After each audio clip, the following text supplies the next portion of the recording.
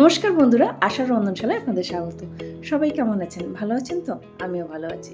কিন্তু এই বৈশাখের গরমে সবার প্রাণ প্রায় ওষ্ঠাগত। তাই এই সময় মন প্রাণ ঠান্ডা করার জন্য, শীতল করার জন্য সবসময় আমরা কি খুঁজি? ঠান্ডা ঠান্ডা শরবত, কুলফি বা আইসক্রিম। চলুন আজকে আপনাদের সঙ্গে সম্পূর্ণ ঘরে থাকা উপকরণ দিয়ে একটা কুলফির রেসিপি শেয়ার করছি। হ্যাঁ, ঠিকই ধরেছেন, আমের মরশুম এসে গেছে। আজকে আমি ম্যাঙ্গো কুলফির রেসিপি কোনোরকম মোল্ড ছাড়াই সামান্য যেগুলো পেপার কাপ থাকে না চা খাওয়ার, সেই কাপে কীভাবে আমি সেটাকে মানে জমিয়েছি ডিপ ফ্রিজে দিয়ে তার রেসিপি শেয়ার করছি। আর ওই যে বললাম ঘরে থাকা উপকরণ, একদম সম্পূর্ণ ঘরে থাকা উপকরণ দিয়ে আমি এটা তৈরি করছি। এই দেখুন, শেপটা ঠিক কুলফির মতো না হলেও খেতে কিন্তু কুলফির মতো দারুণ লেগেছিল। এর জন্য আমাদের বেশি কিছু উপকরণ লাগবে না, আর তৈরি করতে একটু সময় সাপেক্ষ, কারণ জমাতে এটা ফ্রিজে প্রায় 7 থেকে 8 ঘন্টা আমি বলছি।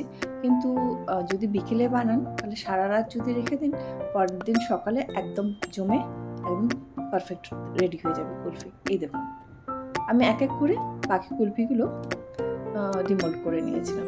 এবার বরফের উপর আমি এটাকে সাজিয়ে প্লেটিং করেছি, কারণ কুলফি তো আর যা গরম বাইরে তাতে গলে যেতে পারে।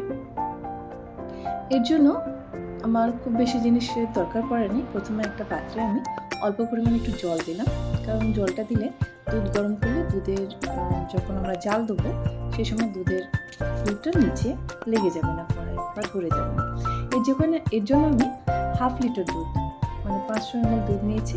ফুল ফ্যাট মিল্কও নিতে পারেন, তবে আমি এখানে কাউ মিল্ক নিয়েছি, নর্মাল দুধ বা টোন মিল্ক নিলেও চলবে। এবার দুধটাকে জাল দিয়ে আমি প্রায় অর্ধেকের মতো করে নিয়েছি। এবার এর জন্য আমি আগে থেকে আলমন্ড 7 থেকে 8টা না, 10 থেকে 12টা আলমন্ড আর 1/4 কাপ মতো ভাঙা কাজু আমি নিয়েছি। আর আলমন্ডের খোলাগুলো আমি ছাড়িয়ে নিয়েছি, আগে থেকে ভিজিয়ে রেখেছিলাম। এবার গরম দুধে ওটাকে আমি একটু কিছুক্ষণের জন্য 5 থেকে 10 মিনিট ভিজিয়ে রাখলাম। আর লাগছে এখানে 1/4 কাপ মতো গুঁড়ো দুধ।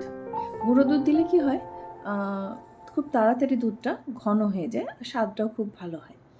এখানে আমি দুধটা ঘন করে নিয়েছি, মানে দুধটা জাল দিয়ে প্রায় 10 মিনিট মতো স্লো ফ্লেমে জাল দিয়েছি আর মাঝে মাঝে নেড়েছি। এখানে আমি 3 টেবিল স্পুন মতো চিনি দিয়ে দিলাম। চিনির মাত্রাটা কতটা আপনারা মিষ্টি খাবেন সেটার উপর নির্ভর করবে। আপনারা যদি বেশি খান তো বেশি দেবেন। 10 মিনিট পর আমি কাজু আর আলমন্ডটাকে মিক্সার গ্রাইন্ডার জারে পিষে নিয়েছি। কাজু আর আলমন্ডে এটা পিষে দিলে কি হয়, কুলফির টেস্টটা খুব ভালো হয়। দুধটা কিন্তু আমি জাল এখনও করছি লো ফ্লেমে, মাঝে মধ্যে এরমভাবে একটু নেড়ে নিচ্ছি, না হলে কড়ার নিচেটা ধরে যেতে পারে, দুধ ধরে যেতে পারে বা পুড়ে যেতে পারে। এবার আলমন্ড আর কাজুর পেস্টটা আমি দিয়ে দিলাম, দিয়ে নেড়ে একটু মিশিয়ে দিচ্ছি, না হলে এক জায়গাতে থাকলেই সেটা না মিশলে ঠিক জিনিসটা ভালো হবে না। এইভাবে একটু নাড়াচাড়া করে আমি মিশিয়ে দিলাম। এবার দুধ এখনও আমি লো ফ্লেমে জাল করছি। আর অন্যদিকে আমি এখানে একটা গোটা আমকে খোসাটা ছাড়িয়ে নিয়েছি। ছাড়িয়ে নিয়ে 1 টেবিল স্পুন মতো চিনি দিয়ে ওই আমটাকে একটা পেস্ট বানিয়ে নিচ্ছি। পেস্ট আমাদের রেডি হয়ে গেছে। অন্যদিকে দেখুন দুধটা কতটা গাঢ় হয়ে গেছে, মানে গাঢ় মানে ঘন হয়ে গেছে কতটা। আর কুলফিতে তো যত দুধ ঘন হবে তার টেস্টটা তত ভালো হবে। এবার দুধটা আরেকটু ঘন করার জন্য আমি এখানে নিয়ে নিয়েছি প্রায় 2 টেবিল স্পুন মতো কাস্টার্ড পাউডার। কর্নফ্লাওয়ার থাকলেও দিতে পারেন, আমার কাছে কর্নফ্লাওয়ার ছিল না, কাস্টার্ড পাউডার দিয়েছি। এখন আমি গ্যাসটা বন্ধ করে নিয়েছি এবং এবার সম্পূর্ণভাবে এরমভাবে ওটা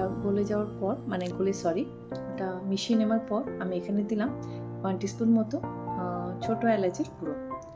সেটাও ভালোভাবে মিশিয়ে নিচ্ছি এবং সেটা খুব ভালোভাবে মেশানোর পর আমি গ্যাসটা অন করে দেবো, কারণ গ্যাসটা অন করে রেখে যদি কাস্টার্ড পাউডারটা মেশাতাম তাহলে কি হতো, ওটা লাম্পস হয়ে যেত। খুব ভালোভাবে মেশানো হয়ে গেছে। আর সাইডটাও আমি যেখানটা শর মতো বা একটু কড়াই লেগে যাচ্ছে সেটাও আমি চেঁচে নিয়ে দুধের মধ্যে মিশিয়ে দিচ্ছি। তাহলে কী হয়, মুখে যখন আমরা কুলফিটা খাবো, যখন মুখে ওই মালাই টুকরোগুলো পড়বে, খুব ভালো লাগবে। এখন তো দেখেই বুঝতে পারছেন। এখন কিন্তু আমি গ্যাসটা অন করে দিয়েছি, লো ফ্লেম রেখেছি, আর এরমভাবে কন্টিনিউস আমি নেড়ে যাচ্ছি। না নাড়লে কী হবে, যেহেতু কাস্টার্ড পাউডার মেশানো হয়ে গেছে, নিচেটা কিন্তু ধরে যাওয়ার আশঙ্কা আছে। এবার আমি এই দুধের যে মিশ্রণটা আমি রেডি করেছি সেটা ঠান্ডা করে নিয়েছি। ঠান্ডা করে নিয়ে আমটা যেটা আমি পাল্পটা রেডি করেছিলাম সেটা মিশিয়ে দিচ্ছি। যদি গরম অবস্থায় মেশানো হয় তাহলে অনেক সময় কী হয়, সব আম খুব মিষ্টি হয় না, একটু টক হয়, দুধটা কেটে যাওয়ার ভয় থাকে। তাই ঠান্ডা করে নিয়ে আমি মিশিয়ে নিচ্ছি। আর হাত ছোঁয়ার গরমের থেকেও অনেকটা ঠান্ডা হয়ে গেছে। এবার আমি যেই পেপার কাপের মধ্যে কুলফিটা জমাবো তার মধ্যে এক এক করে আমি ভরে নিচ্ছি। দেখলেন তো কতটা সোজা, আর খেতে কিন্তু খুবই ভালো হয়। আর এটা একটু হাইজেনিকভাবে বাড়িতে আমরা পরিষ্কার পরিচ্ছন্নভাবে বানাই, তাতে আমাদের বাচ্চাদের খেতে দিতেও কোনো অসুবিধা থাকে না।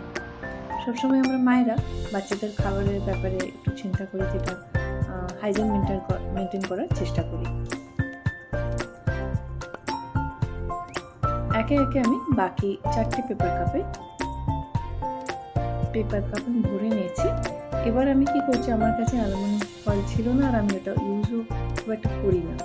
আমার কাছে বেকিং পেপার ছিল, সেটা 4টে টুকরো মাপে আমি কেটে নিয়ে রাবার ব্যান্ডে এরমভাবে আটকে নিচ্ছি।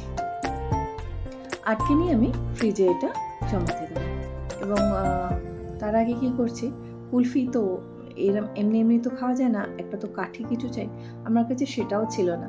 আমার কাছে উডেন স্পুন ছিল, সেটা ভেঙে নিয়ে আমি এরমভাবে কাঠির ব্যবহার করছি। আপনাদের কাছে যদি আইসক্রিম স্টিক থাকে সেটা ব্যবহার করতে পারেন। এইভাবে এক এক করে আমি আইসক্রিম স্টিক বা উডেন চামচের, ভাঙা চামচের টুকরোগুলো এইভাবে আমি ভেতরে ঢুকিয়ে দিচ্ছি। আর দিয়ে আমি এটাকে প্রায় সারা রাত ফ্রিজে রেখেছিলাম। আমার এই রেসিপিটি যদি আপনাদের ভালো লেগে থাকে তাহলে আমার চ্যানেলটি সাবস্ক্রাইব করে দেবেন। ভালো থাকবেন, সুস্থ থাকবেন। ধন্যবাদ।